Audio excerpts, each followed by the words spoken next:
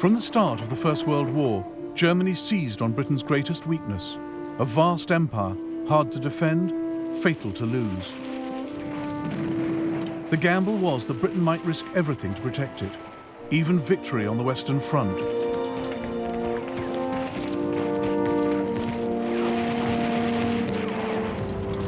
War for Europe meant war for the world.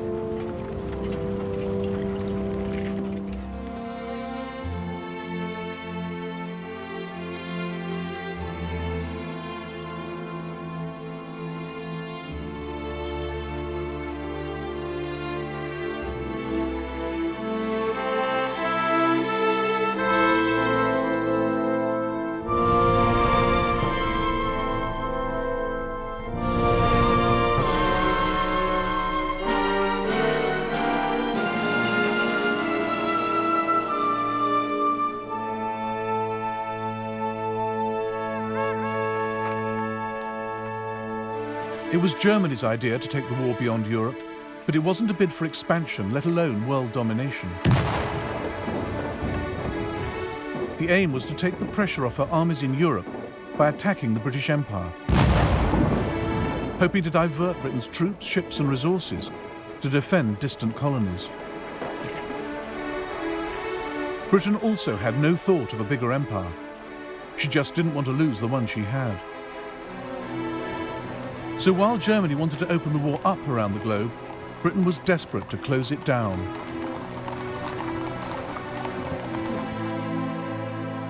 Maurice Hankey, Secretary of the Committee of Imperial Defence, realised the empire was Britain's Achilles heel and warned against letting Germany use it to distract Britain from her war effort. Forces must not be diverted to minor operations, to the prejudice of the concentration in the main theatre and the safety of the trade routes.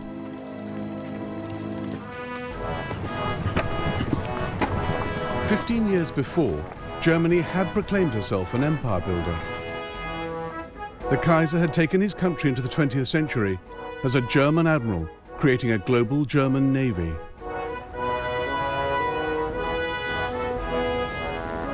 Weltpolitik was the big idea, a policy of overseas imperialism, the brainchild of his foreign secretary, Bernhard von Bülow. The days when the Germans left the earth to one neighbour, the sea to another, and kept only the heavens for themselves are over. We don't want to put anyone in the shade, but we too demand our place in the sun. Germany had come late to the game of empires, but by 1900 she had Togoland, Cameroon, German Southwest Africa, now Namibia, and German East Africa, now Tanzania. Her flag flew over patches in the Pacific, New Guinea, Samoa, and Micronesia. She had a vital toehold in China, at Tsingtao, where she recoaled her ships and brewed beer. Grand Admiral Alfred von Tirpitz saw this as just the start. We are now standing only at the beginning of a new division of the globe.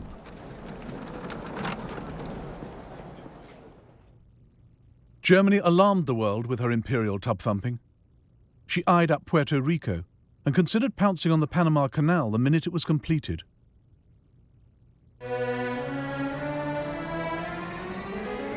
But the boldest of all the Kaiser's schemes was Operational Plan 3. The East Coast is the heart of the United States, and this is where she is most vulnerable. New York will panic at the prospect of bombardment. By hitting her here, we can force America to negotiate.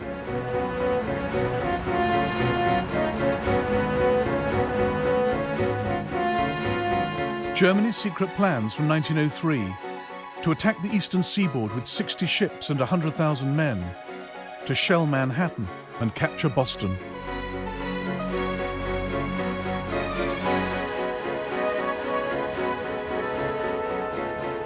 The outlandish scheme was driven by the Kaiser's resentment of America's growing power in the Pacific. He believed in a militarist state and increasingly hated what the West stood for.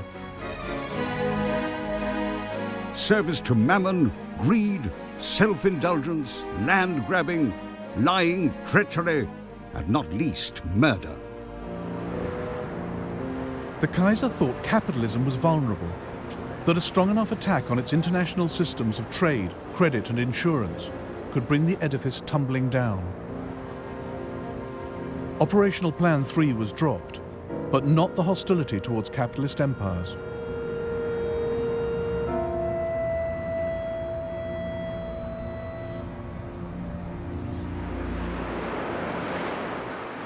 By 1912, Germany had traded in Weltpolitik for a more realistic policy. Now, her military machine prepared for a European, not a global war, and the army got the budget increase, not the navy. The first day of war found Germany's high seas fleet trapped by the mighty British Navy in the North Sea. And all the German Navy had to threaten the entire British Empire was a scattered force of 17 cruisers linked by a wireless network to Berlin.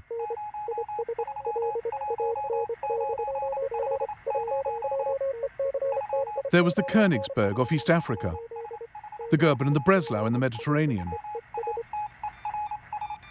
the Dresden and the Karlsruhe in the West Indies, the Leipzig off the west coast of America. But the greatest concentration of cruisers was Admiral Graf von Spee's powerful East Asiatic squadron, based at Tsingtao in China.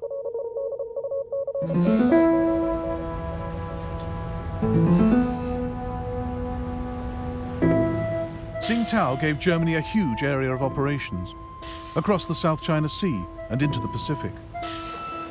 Seizing it would cut the squadron's lifeline.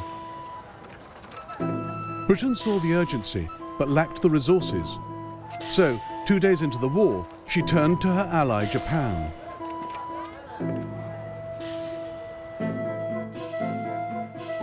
Japan was a growing power. Britain's call for naval help suited her ambitions perfectly. Together, Britain and Japan would capture Tsingtao, vital German base, and the Kaiser's pride and joy. It would shame me more to surrender Tsingtao to the Japanese than Berlin to the Russians. On the 2nd of September 1914, 60,000 Japanese troops landed up the coast, violating China's neutrality. They met up with 2,000 British and closed in on the German garrison of 4,500. It's unbearable. All we can do is sit and wait for this bunch of monkeys to arrive. Every day they get a bit closer. No one expects to get home in one piece.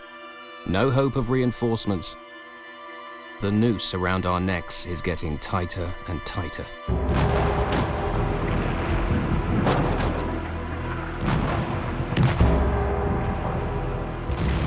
For a solid week, the Japanese battered Tsingtao. On the 7th of November, they entered the town in triumph. Some Germans sneered at the token British force for getting the Japanese to do their dirty work. The brave British. They played no part in the capture of Tsingtao, but they joined in the victory parade. As they went by, we Germans were ordered to turn our backs on them. The English complained to the Japanese commander, but he simply said, "Well, we can't repeat the whole procession just because of that."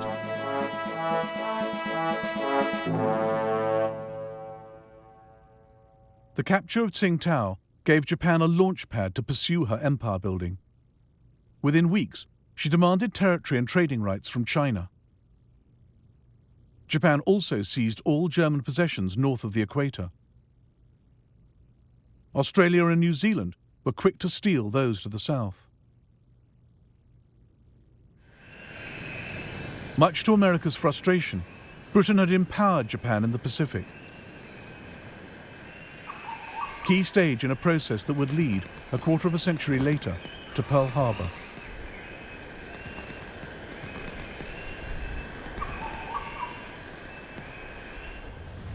Germany's loss of Tsingtao, far from neutralizing Spee's squadron, ensured its destructive power would be felt around the globe. The best German cruiser commanders, like Spee, were fearless mavericks whom the war turned into heroes. Superb sailors with the instincts of pirates. The Kaiser had given them full authority to make their own decisions in wartime. The heavy responsibility of the officer in command will be increased by the isolated position of his ship. But he must never show one moment of weakness. Above all, the officer must bear in mind that his chief duty is to damage the enemy as severely as possible. Spee now split his squadron. The light cruiser Emden, under Captain Karl von Müller, made for the Bay of Bengal. Spee in the Scharnhorst led his other ships across the Pacific.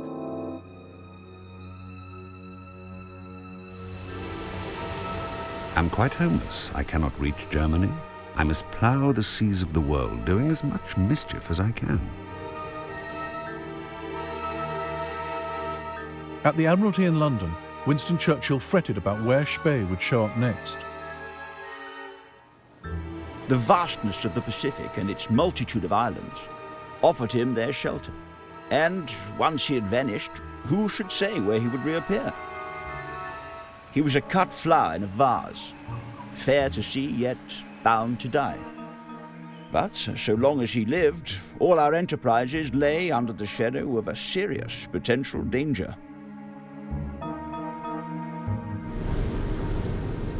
Spee had a constant worry. Cruisers needed coal every 8 or 9 days or they'd be dead in the water. He made for neutral Chile, where he had coal waiting for him.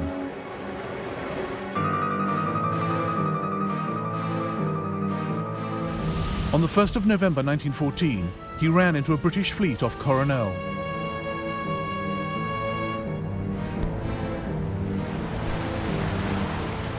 The battle which followed inspired a post-war feature film. The British commander was Admiral Sir Christopher Cradock, under orders from London. It appears that Gneisenau and Scharnhorst are working across to South America. Be prepared to meet them in company. Cradock had one ship that could outgun Spee's fleet, but she was slow and had been left behind. Now Cradock raced towards enemy ships better armed than his. He had ignored his own rule of thumb.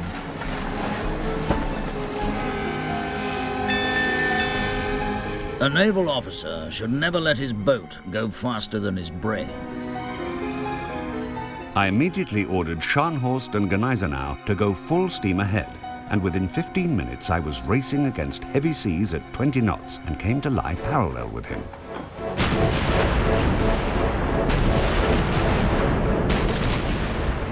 Cradock's ships were no match for Spee's. Good Hope and Monmouth were obviously in distress. Monmouth yawed off to starboard, burning furiously. There was a terrible explosion on Good Hope between her mainmast and her after funnel. The gust of flames reached a height of over 200 feet, lighting up a cloud of debris that was flung still higher in the air.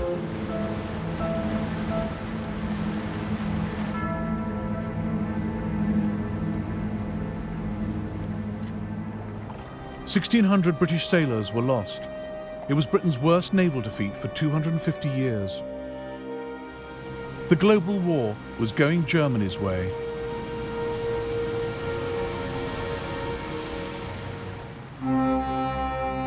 It is only when you get to see and realize what India is, that she is the strength and the greatness of England.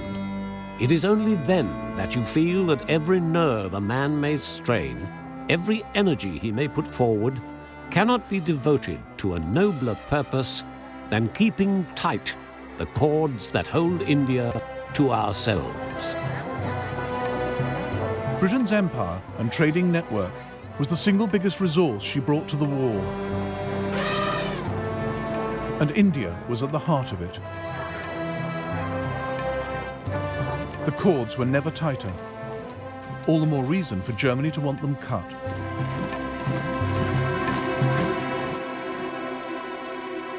These slender lines on the map were now the focus of intense study in the British and German admiralties, in the chart rooms of warships. Fingers traced the vital shipping lanes, through the Suez Canal, around South Africa's Cape. Minds pondered how to protect them, how to sever them. And one of the sharpest minds was on the bridge of the German cruiser Emden. A month after she left Admiral Spee's squadron, Captain Karl von Müller steered her into the Bay of Bengal. In 1932, the Germans made a feature film about his odyssey.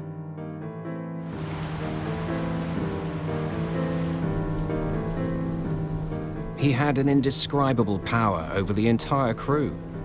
He never gave orders, he just expressed a wish. From the moment he took command of the ship, he never left the bridge again. This is where he stood, slept, sat, studied the maps. This is where he wanted to be, stand or fall.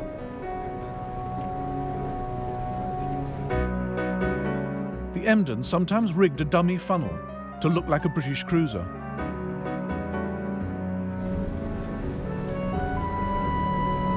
A large steamer appeared dead ahead, and thinking we were an English man of war, was so overjoyed at our presence that she hoisted a huge British flag. I'd like to have seen the look on her captain's face when we hoisted our flag and invited him most graciously to tarry with us a while. Captain Müller became famous for taking all crew and passengers safely onto the Emden before sinking their ship. We always allowed them time to collect and take with them their personal possessions. They usually devoted most of this time to making certain that their precious supply of whiskey was not wasted on the fishes. Müller regularly released his grateful captives.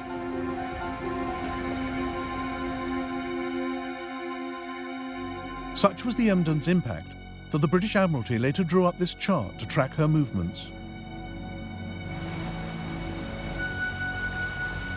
Müller even had the audacity to steam into the Indian port of Madras, as a crew member recorded in his diary.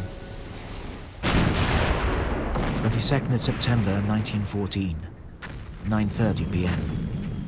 The Emden sneaks closer, then fires 125 shots. Some hit boats in the harbour. Huge columns of fire rise above the oil tanks. The coastal defences open fire, but they all fall short. 23rd of September. We are now 100 miles away. We can still see the fires at Madras.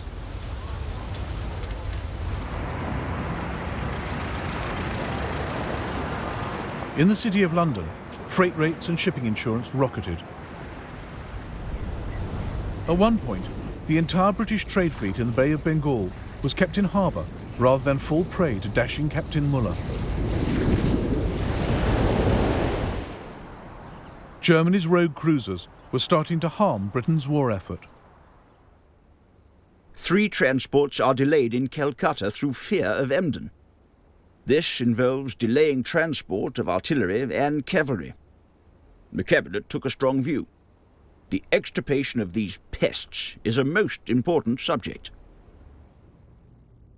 While the Emden ran the British ragged at one end of the Indian Ocean, 25 Royal Navy warships hunted the cruiser Königsberg at the other, off the coast of Germany's East African colony. She had raided Zanzibar and sunk a British light cruiser from her secret hideout in the Rufiji Delta. The frustrated British decided to strangle all her possible bases, starting with the port of Tanga.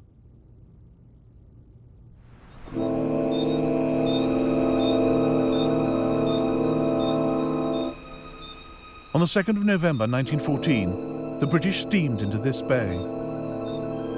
In the global war, imperial powers got others to do their fighting. Most of the British troops were Indian.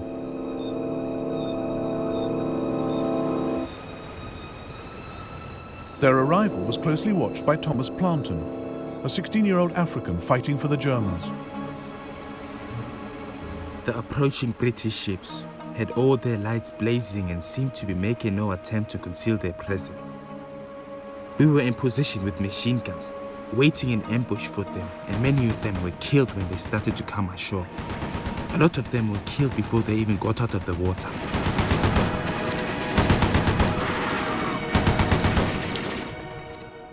Thomas Plantin was one of 2,500 men under German commander Paul von Lettow-Vorbeck. The British thought taking Tanga would be a pushover, but they reckoned without Lettow. He was a professional Prussian soldier, hard as nails, charismatic. Von Lettow was a remarkable soldier, but stubborn and single-minded to a degree I have fortunately never experienced before. His most remarkable quality was the reckless energy with which he pursued his goals. This was often covered up by his persuasive charm, which he could switch on if he wanted to. On the ship to Africa, von Lettow had met Karen Blixen, who would later write Out of Africa. He clearly turned on the charm for her. A German officer, von Lettow, who belongs to a very old Mecklenburger family, has been such a friend to me. You should hear how they talk about him out here, as the greatest genius of the age. Despite losing men during the landing, the British now threatened Tanga. Governor Schnee ordered Lettow to evacuate the town rather than see it destroyed, but Lettow had come to Africa to fight. It was crucial to prevent the enemy from gaining a foothold in Tanga, thus giving him a base from which to advance north. I couldn't let the governor's order to spare Tanga take precedence over this priority. Lettow wrecked the British positions himself on his bicycle. He also called in reinforcements. 3 companies of German troops came by rail to Tanga. Here, on the 4th of November 1914, they met the British Indian soldiers, raw and poorly trained.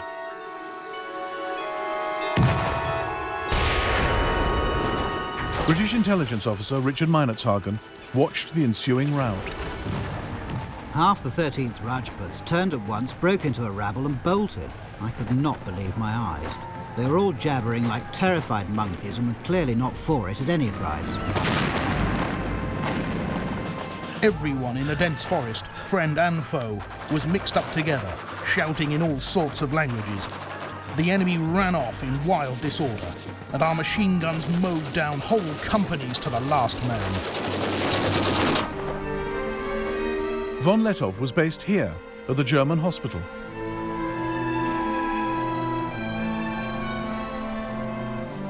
After 2 days of heavy fighting, the British sent Richard Meinertzhagen to negotiate a surrender.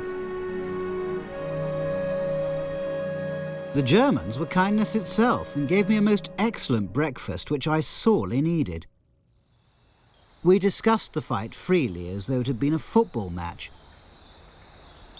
It seemed so odd that I should be having a meal today with people whom I was trying to kill yesterday. It seemed so wrong, and made me wonder whether this really was war, or whether we'd all made a ghastly mistake. The German officers were all hard-looking, keen and fit. They treated this war as some new form of sport.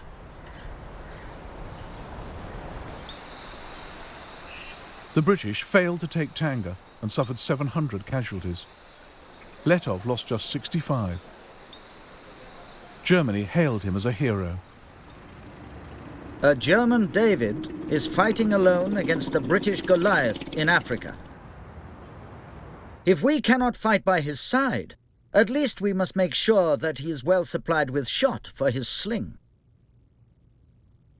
But the British blockade of Germany prevented reinforcements reaching Lettow.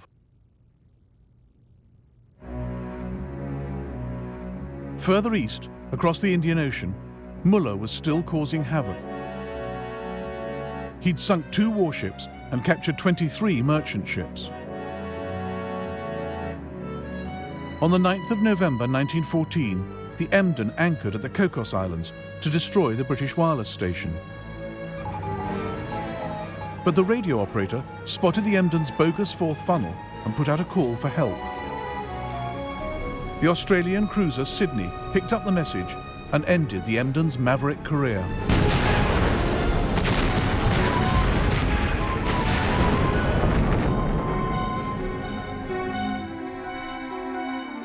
Captain Muller was taken prisoner, He and the other survivors were well looked after.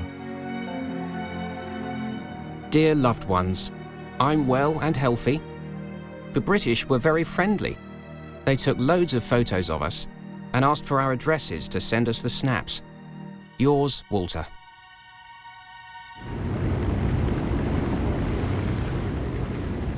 Now, Admiral Graf von Spee's luck also ran out. Britain took the risk of detaching 2 of her latest battlecruisers from the crucial North Sea blockade of Germany to deal with him. On the 8th of December 1914, German commander Hans Pochhammer sighted their huge masts as they recoaled in Port Stanley on the Falkland Islands. He realized the Germans were outgunned and outpaced. We choked a little at the neck. Our throats contracted and stiffened. For that meant a life and death grapple, or rather a fight ending in honorable death. The German fleet tried to get away, but the British battlecruisers were too fast. At 1:25 p.m, Spee turned to face them. But the British were careful to stay out of range of his guns, firing their own from 16,000 yards.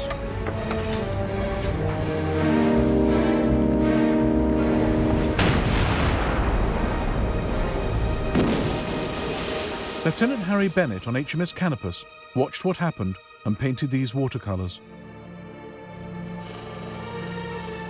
At 4:17 p.m, the Scharnhorst went down with Admiral von Spee and all hands.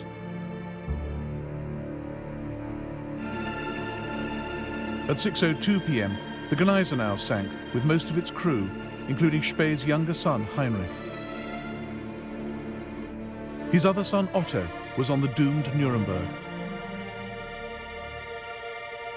The sight was one of fearful awe. She turned over and sank with a graceful gliding motion, as would a tumbler pressed over in a bowl of water. Those who went down in her were game to the end, for we saw a party of her men standing on the quarterdeck, waving the German ensign as she sank, and so they went down into their watery grave. The Battle of the Falklands heralded the end of Germany's cruiser campaign. Her global war would increasingly have to be fought on land. Again, her commanders would stretch slim resources to lead the British Empire a dance.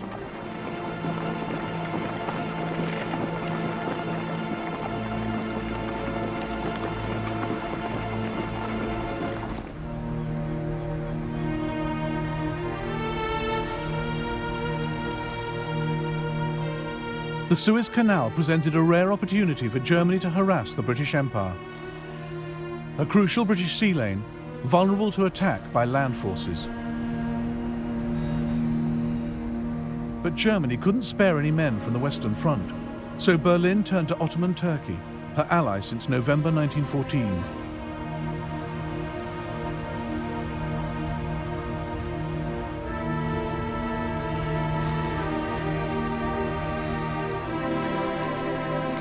The Turkish Fourth Army was stationed in Palestine, just 150 miles from the Suez Canal.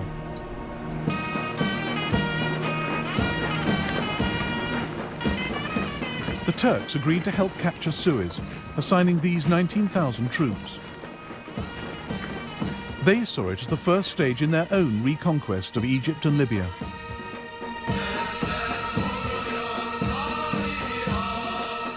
We marched at night and only by moonlight. My heart was filled with a deep melancholy, mingled with great hope of success. At the sound of the song, the red flag flies over Cairo, to the accompaniment of which the advancing battalions forged ahead over the endless waste of desert, feebly illuminated by the pale gleam of the waxing moon. The Turks had to transport howitzers, floating pontoons, food and water across the Sinai Desert, and didn't lose a single man. In the early hours of the 3rd of February 1915, they reached the Suez Canal. The German colonel who had planned the operation now watched it go horribly wrong. A sentry noticed our attack and fired. The shots created panic. The English then blasted the banks with machine gun fire.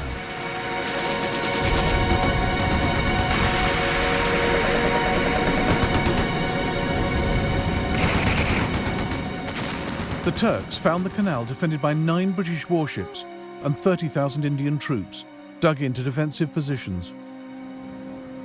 The Ottoman troops suffered 1,200 casualties. The survivors retreated across the desert.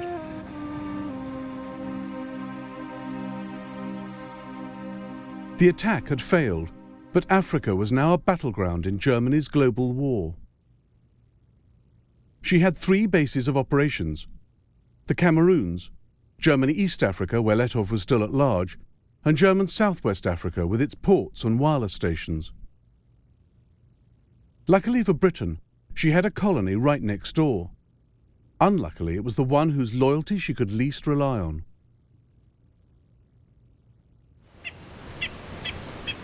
The Union of South Africa was racially diverse. Blacks, Boers, and British settlers. Just 15 years before, Britain had fought a long, bloody war against the Boers. Many still had little love for Britain. Their loyalty could not be counted on. As one commander told South Africa's Prime Minister, Louis Botha, "My men are ready. Whom do we fight? The English or the Germans?" But South Africa was ideally situated to launch an attack on German Southwest Africa. British Colonial Secretary Lewis Harcourt took the gamble. If your ministers desire and feel themselves able to seize such part of German Southwest Africa as will give them the command of the wireless stations there, we should feel this was a great and urgent imperial service. South Africa's government readily agreed because it had mini-imperial ambitions of its own. It wanted to seize German Southwest for itself.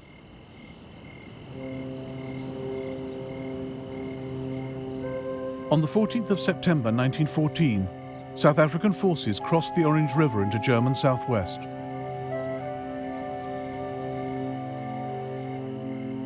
But the Germans were one jump ahead, as the South Africans found out when they paused at the watering hole of Sandfontein.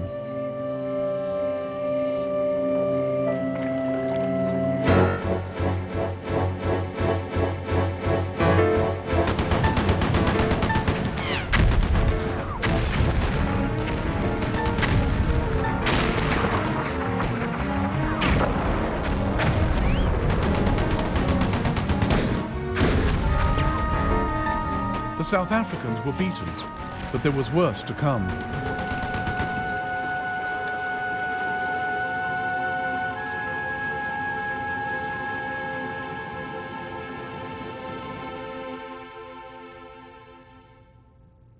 Part of South Africa now rose up in armed rebellion. Commanding the forces in the Northern Cape was Manie Maritz. Fearless and uncompromising, Maritz had fought a vicious guerrilla campaign against Britain in the Boer War. His sympathies lay entirely with Germany. I received a telegram ordering me to take a large commando into German Southwest Africa. I was determined not to fight on behalf of the British Empire, and my officers and troops were in full accord with me. In October 1914, Manie Maritz crossed the Orange River into German territory at Squeet Drift to enlist German support.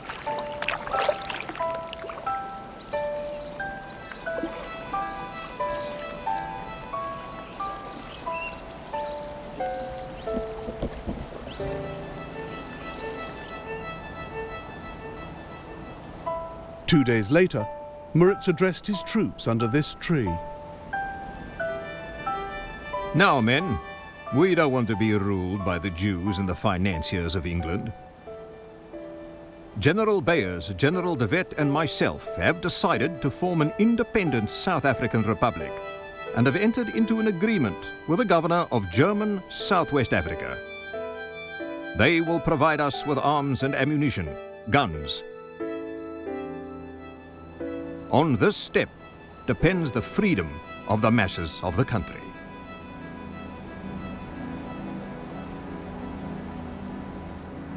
Britain's request for help had brought her dominion to the brink of civil war. In London, the Colonial Secretary Lewis Harcourt feared the breakup of the Union of South Africa. He secretly ordered 30,000 Australian soldiers diverted to the Cape to smother the rebellion. Safety of the Union is first and paramount consideration. We attach no importance to German Southwest Africa in comparison. The Australians weren't needed. In the winter of 1914, the loyal South Africans defeated the Boer rebels. This is rare film of 50 of them being led to trial in Cape Town, but they never caught Mani Moritz.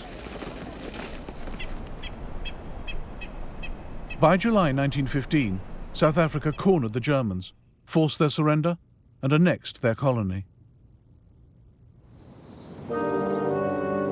And Britain had more work for South Africa, north this time, to deal once and for all with von Lettow. London turned to South Africa's defence minister to lead the campaign, Jannie Smuts. Smuts too had fought in the Boer War, but was now passionately pro-British. More a statesman than a soldier, Smuts made an indifferent general of conventional forces. And he was up against Lettow. British officer Richard Meinertzhagen was now Smuts's intelligence officer. Smuts is quite determined to avoid a stand-up fight. He told me he could not afford to go back to South Africa with the nickname Butcher Smuts. If von Lettow is clever and Smuts not clever enough, there's going to be trouble. Lettow was clever. Here, at his headquarters at Moshi railway station, he thought through the idea of depriving Britain of manpower in Europe by opening up the war in Africa. The question was, could we, with our small forces, prevent considerable numbers of the enemy from intervening in Europe, or inflict substantial damage on their armaments and troops? I strongly believed that we could.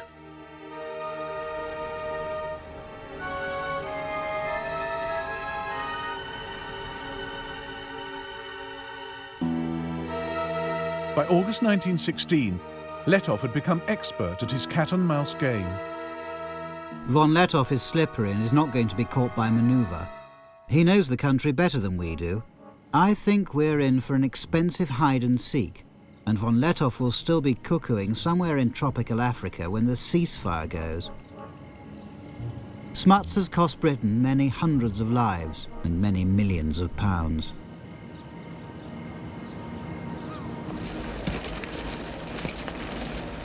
Lettow ran his force of up to 15,000 soldiers, mostly black, on scrounging and improvisation.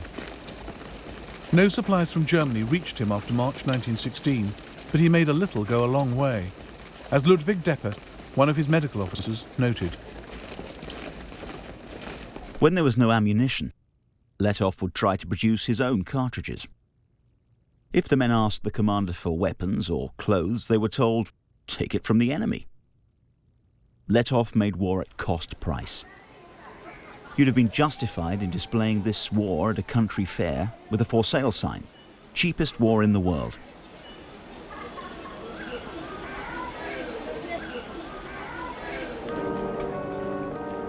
Jannie Smuts had 5 times Lettow's force and resources to match. But the further he went into German East Africa, the more stretched his supply lines. And he reckoned without the killer tsetse fly. The life expectancy for his 50,000 horses was just 4 weeks.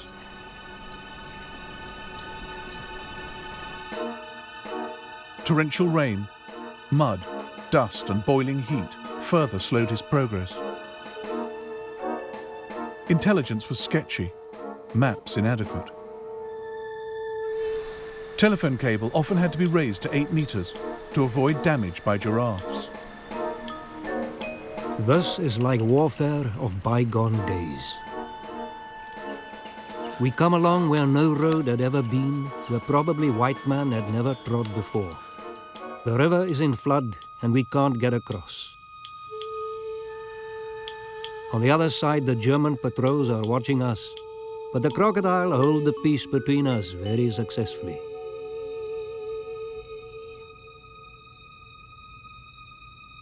Letov played with Smuts, refusing to fight, slipping away, luring him deeper into Africa. As they went, they spread the war's grief and destruction, dragging in more and more of the people of Africa.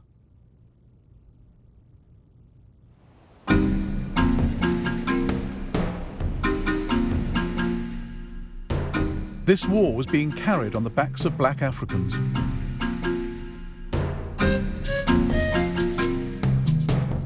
For the Letov campaign alone, the British recruited over 1 million black porters. 1 in 5 died from malnutrition and disease, death rates comparable with those on the Western Front. They endured their ordeal quietly. They only had duties and hardly any rights. They tumbled into the splashing mud with their heavy loads and were then ruthlessly forced to move on and catch up.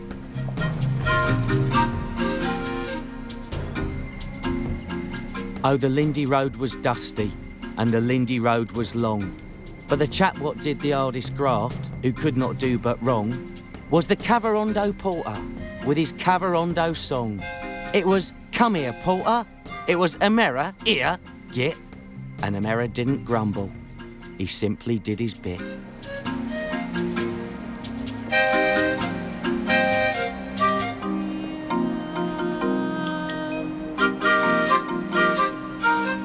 What Smuts saves on the battlefield, he loses in hospital. For it is Africa and the climate we're really fighting, not the Germans. Out of 20,000 South Africans, over half were invalided home by the beginning of 1917. They were replaced by black troops from Nigeria and Ghana. Recruitment of blacks soared in East Africa as well.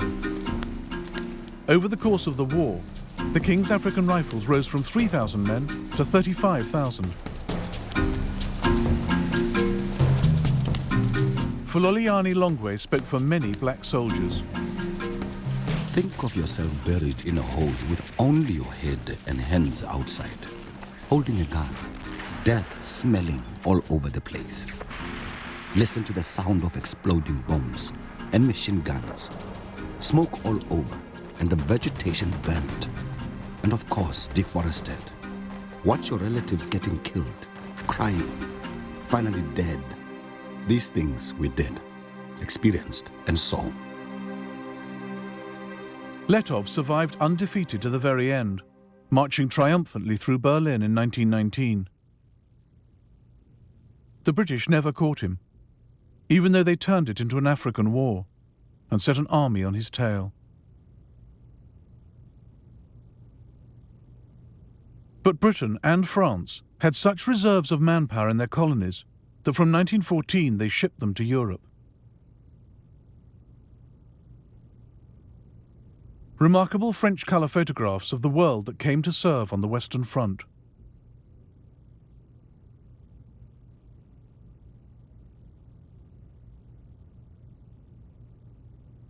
French General Charles Mangin had calculated that France could raise up to 300,000 from her empire for Europe. No one believed him. But in fact, they mobilized double that number.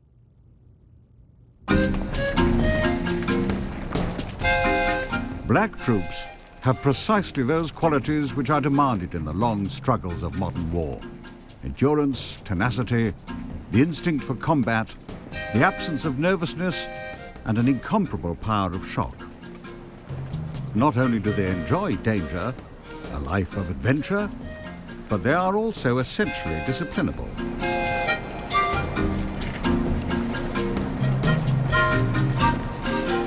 People started hiding and running away from the camp.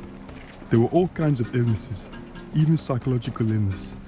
People didn't know where they were going or even why they were fighting. There were rumors that we would never come back, that we are going to be sold as slaves.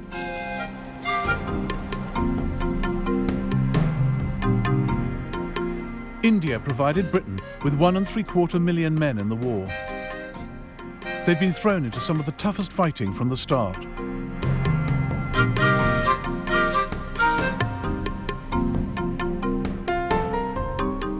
One Indian wrote to a friend, "The war is a calamity on 3 worlds and has caused me to cross the seas and live here. The cold is so great that it cannot be described.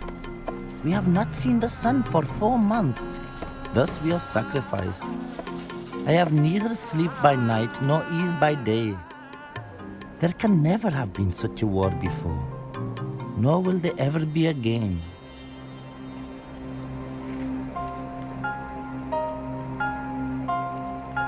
Some men, like Jason Jingo, used to the habitual racism of colonial rule, returned home with greater self-esteem.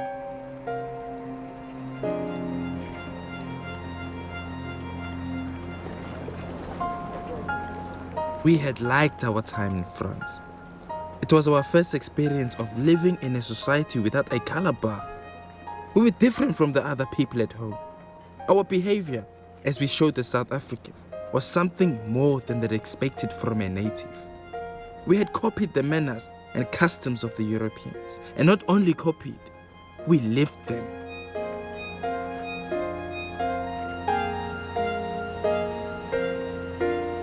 But it wasn't the same Africa Jason Jingo and the other survivors came back to after the war.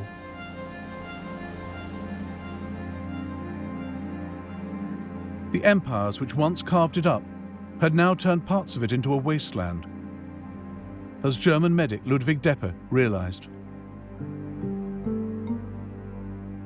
Behind us we leave destroyed fields and, for the immediate future, starvation.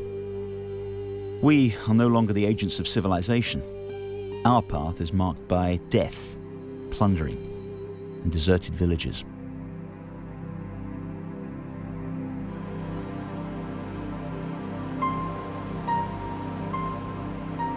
It would be years before African nationalism took off, but a few had begun the journey. In 1914, John Chilembwe challenged the basis of the war and Africa's place in it. And his words would haunt colonial officials for years to come. Let the rich men, bankers, titled men, storekeepers, farmers, and landlords go to war and get shot. Instead, the poor Africans who have nothing to own in this present world, who in death leave only a long line of widows and orphans in utter want and dire distress, are invited to die for a cause which is not theirs.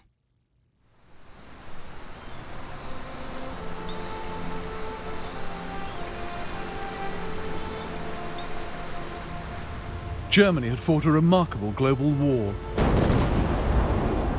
but it cost her cruisers, her wireless network, and all her colonies. Yet Germany had forced Britain and France to call on their empires and lean on their allies. In the process, these flexed their muscles and formed empires of their own.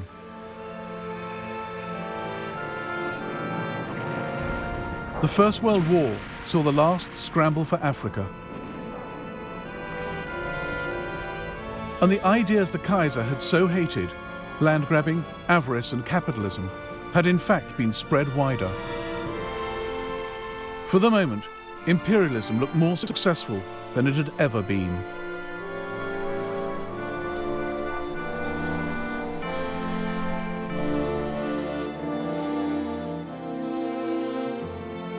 In the next episode of the First World War, the call goes out for jihad, holy war in the Middle East, the nightmare of Gallipoli, and the agony of the Armenian people.